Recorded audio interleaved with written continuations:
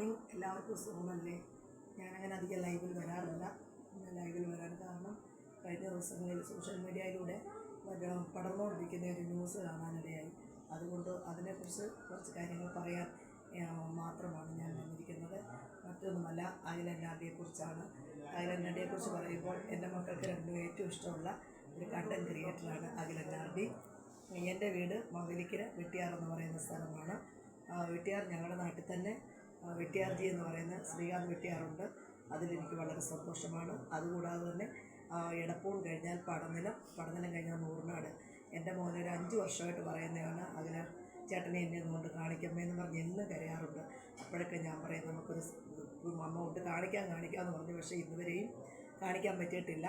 എന്നും അഖിലിൻ്റെ വീഡിയോ സ്കൂളിൽ പോകുന്നതിന് മുൻപും വൈകിട്ട് വന്നിട്ടാണെങ്കിലും അന്നെന്നുള്ള വീഡിയോ ഏതാണ് നിങ്ങളുടെ അന്നെന്നുള്ള കണ്ടൻറ്റുകൾ അവൻ കണ്ട് അത് സന്തോഷിച്ച് അത് കണ്ടുകൊണ്ടാണ് അവൻ ബ്രേക്ക്ഫാസ്റ്റ് കഴിച്ചിട്ട് സ്കൂളിൽ പോകുന്നത്.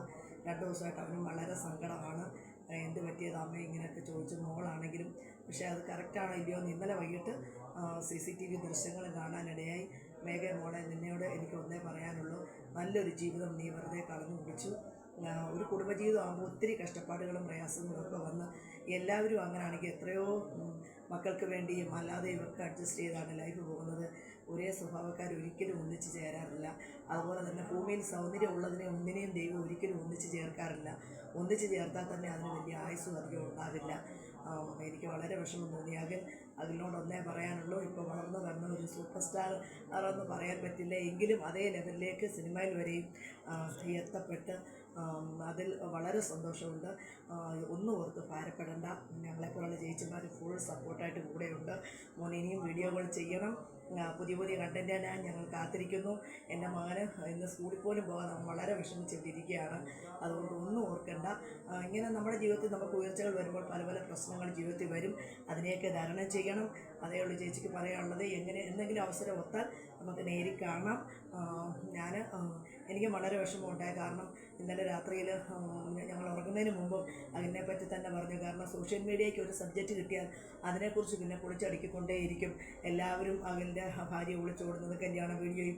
പക്ഷേ ആ മനുഷ്യൻ്റെ മാനസികാവസ്ഥ ആരും മനസ്സിലാക്കുന്നില്ല. മോനെ കുഞ്ഞന്, ഞാൻ നിൻ്റെ മാനസികാവസ്ഥ എനിക്ക് മനസ്സിലാകുന്നുണ്ട്. ഒന്നും ഓർത്ത് വിഷമിക്കേണ്ട. ഇതൊക്കെ അങ്ങ് മാറും.